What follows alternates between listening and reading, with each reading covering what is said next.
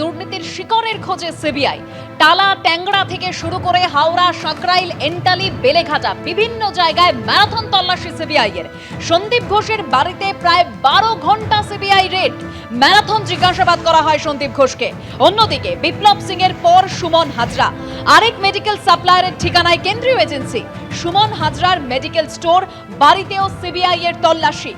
আরজিকর মেডিকেলে কত বড় দুর্নীতি, শিকড়ের খোঁজে সাঁড়াশি অভিযানে সিবিআই।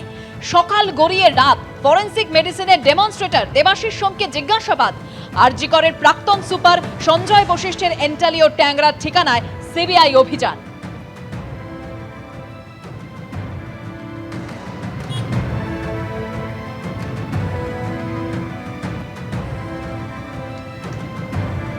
বিপ্লব সিং এর পর সুমন হাজরা, আরেক মেডিকেল সাপ্লায়ারের ঠিকানায় কেন্দ্রীয় এজেন্সি। সুমন হাজরার মেডিকেল স্টোর এবং বাড়িতেও সিবিআই এর তল্লাশি অভিযান। আরজিকর মেডিকেলে দুর্নীতির শিকড়ের খোঁজে সিবিআই। এক জায়গায় একই সঙ্গে বিভিন্ন জায়গায় সিবিআই এর তল্লাশি অভিযান। বেলেঘাটা, টালা, ট্যাংরা, এন্টালি, সাকরাইল, হাওড়ায় ম্যারাথন তল্লাশি সিবিআই এর।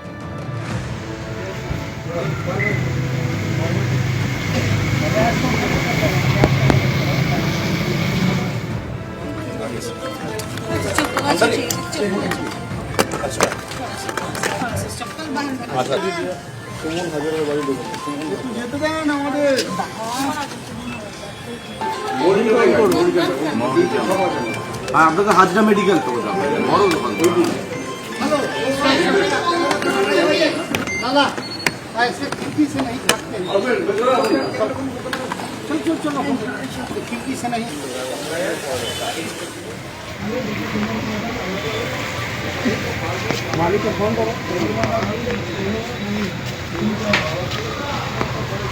বাড়ির পর এবার দেখতে পাচ্ছেন সুমন হাজরার যে মেডিকেল স্টোর, সেই মেডিকেল স্টোরের ছবি, সেখানেও সিবিআই এর তল্লাশি।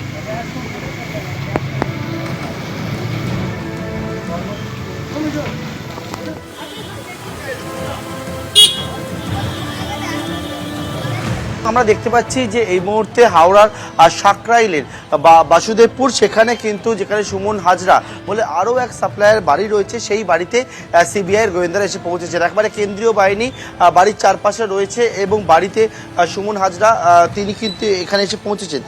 যেমনটা অভিযোগ ছিল, সেই অভিযোগপত্রে একবারে উল্লেখ করেছিলেন প্রাক্তন ডেপুটি সুপার যে সুমন হাজরা এছাড়া মোট 3 জনের নাম উল্লেখ করা হয়েছে।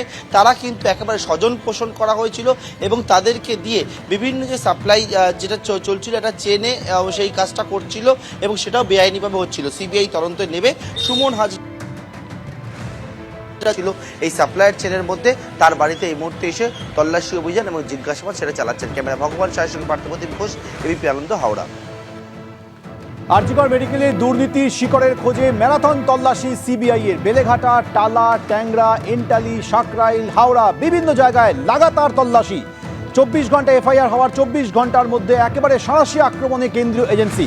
একদিকে সন্দীপ ঘোষের বাড়িতে 12 ঘন্টার সিবিআই রেড, ম্যারাথন জিজ্ঞাসাবাদ। এর পাশাপাশি মেডিকেল সাপ্লায়ার বিপ্লব সিং এর পর এবং সুমন হাজরা, তার মেডিকেল সাপ্লায়ার, তিনিও মেডিকেল সাপ্লায়ার, তার ঠিকানাতেও এবার কেন্দ্রীয় agency. Suman Hazra medical store এবং বাড়িতে সিবিআই এর তরফে তল্লাশি করা হয়। কিন্তু প্রশ্ন হচ্ছে আরজিকর মেডিকেলে কত বড় দুর্নীতি হয়েছে, সেই দুর্নীতির শিকড়ে খোঁজে এবার সিবিআই এর সকাল থেকে বিভিন্ন জায়গায়, কলকাতা থেকে জেলা 15টি জায়গায় লাগাতার তল্লাশি।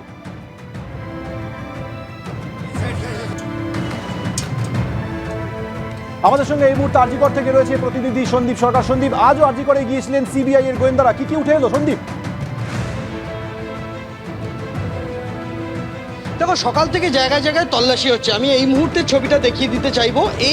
এই যে বেআইনিভাবে সুবিধা পাইয়ে দেওয়া, সরকারি জায়গায় স্টল পাইয়ে দেওয়ার যে অভিযোগ উঠেছিল প্রিন্সিপাল সন্দীপ ঘোষের বিরুদ্ধে, এবং যে সমস্ত ব্যক্তিকে স্টল পাইয়ে দেওয়া হয়েছিল বেআইনিভাবে, সেই জায়গাগুলোতে এই মুহূর্তে সিবিআই এর আধিকারিকরা তারা পৌঁছেছেন। এবং আমি ভেতরে দেখাতে বলবো, এই মুহূর্তে সিবিআই আধিকারিকরা তারা ভেতরে পৌঁছে সেখানে কম্পিউটার পরীক্ষা পরীক্ষা করছেন, এই সেই স্টলের কম্পিউটার পরীক্ষা করছেন এবং ভেতরের নথিপত্র পরীক্ষা করছেন। এই স্টলটি চন্দন লৌহ নামে এক ব্যক্তির, যে চন্দন লৌহর বাড়িতে আজকে সকালবেলা সিবিআই তল্লাশি চালিয়েছে আমরা দেখেছি। যে চন্দন লৌহের একাধিক জায়গায় তল্লাশি হয়েছে, তার মধ্যে আরজি করে তার পরিবারের নামে যে এই স্টল রয়েছে সেখানেও আজকে সকালে তল্লাশি হয়েছে। এখন আবারও সিবিআইয়ের আধিকারিকরা এসেছেন। অভিযোগ ছিল যে এই সন্দীপ ঘোষ আরজি করের প্রাক্তন অধ্যক্ষ, তার অত্যন্ত ঘনিষ্ঠ স্থানীয় তৃণমূল কংগ্রেসের নেতা বলে পরিচিত এই চন্দন লৌহ, তিনি আদতে উত্তর কলকাতার একটি স্কুলে চতুর্থ শ্রেণীর কর্মী হিসেবে কর্মরত রয়েছেন, কিন্তু সেটা তার একমাত্র পরিচয় নয়। তার পরিচয় তিনি তৃণমূল কংগ্রেসের নেতা এবং আরজিকর মেডিকেল কলেজ হাসপাতালে তিনি গোটা সময়টাই তিনি আরজিকর মেডিকেল কলেজ হাসপাতালেই কাটান। এখানে তার একটি স্টলও রয়েছে, তার স্ত্রীর কার নামে এই স্টল রয়েছে সেটা সিবিআইয়ের আধিকারিকরা খতিয়ে দেখছেন, পরীক্ষা করছেন। এই মুহূর্তে তার যে দোকানের যে কম্পিউটার, সেই কম্পিউটার পরীক্ষা করে দেখা হচ্ছে, কেননা তিনি সন্দীপ ঘোষের অত্যন্ত ঘনিষ্ঠ বলে পরিচিত। অন্তত আক্তার আলী, আরজিকরের প্রাক্তন ডেপুটি সুপার, তিনি যে অভিযোগ করেছেন সেই অভিযোগে কিন্তু এই তথ্যই উঠে এসেছে।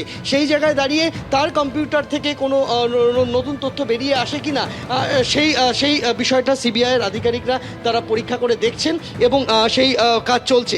একদিকে যেরকম সিবিআই এখানে তল্লাশি চালাচ্ছে, তার পাশাপাশি সিবিআইয়ের আরেকটি টিম তারা কিন্তু অন্য জায়গায় তল্লাশি চালাচ্ছে। এই মুহূর্তে আমরা দেখতে পাচ্ছি যে এখানে একটি প্রিন্টার নিয়ে আসা হলো এবং সেই প্রিন্টার নিয়ে সিবিআইয়ের এক আধিকারিক তিনি এসে পৌঁছালেন এবং এখানে সেই তল্লাশি প্রক্রিয়া আরও জোরদার হলো বলা যেতে পারে। সিবিআইয়ের আরেকটি টিম, তারা এই মুহূর্তে হাসপাতালের যিনি বর্তমান অধ্যক্ষ এবং বর্তমান উপাধ্যক্ষ তাদের সাথে কথা বলছেন। তারা এই মুহূর্তে যে অফিসে সন্দীপ ঘোষ বসতেন সেই অফিসেই তারা রয়েছেন, যে অফিসে এই মুহূর্তে নতুন অধ্যক্ষ বসেছেন সেখানেই এই মুহূর্তে তারা কথা বলছেন। তার আগে তারা একাডেমিক বিল্ডিংয়ে গিয়েছিলেন। একাডেমিক বিল্ডিংয়ের ভেতরে একটি ক্যান্টিন রয়েছে, সেই ক্যান্টিনটিও বেআইনিভাবে বরাত পাইয়ে দেওয়ার অভিযোগ উঠেছিল সন্দীপ ঘোষের বিরুদ্ধে। সেই জায়গায় তল্লাশি চালিয়ে তারপরে অধ্যক্ষ এবং হাসপাতালের উপাধ্যক্ষ অর্থাৎ এমএসভিপি তাদেরকে নিয়ে হাসপাতালের অধ্যক্ষের ঘরে এই মুহূর্তে সিবিআইয়ের উচ্চপদস্থ আধিকারিকরা রয়েছে। একেবারে যে ছবি আপনারা দেখছেন, এই চন্দন লৌহের এই যে স্টল, সেই ক্যাফেতে কোনোভাবে দুর্নীতির কোনো যোগাযোগ রয়েছে কিনা সেই বিষয়টি সিবিআই আধিকারিকরা তল্লাশি করে দেখছেন। কারণ মেডিকেল বর্জ্যে দুর্নীতি থেকে শুরু করে ক্যাফে দেওয়ার ক্ষেত্রে বড়সড় দুর্নীতি হয়েছে, অর্থাৎ বিভিন্ন ক্ষেত্রে আরজিকর মেডিকেল কলেজে বিভিন্ন ক্ষেত্রে দুর্নীতির জাল বিস্তার হয়েছিল, যার সরাসরি অভিযোগ উঠেছে সন্দীপ ঘোষ এবং আরও কয়েকজনের বিরুদ্ধে। প্রাক্তন ডেপুটি সুপারের অভিযোগের ভিত্তিতে সিবিআই তদন্তভার নিয়েছে এবং সেই মামলা চলছে।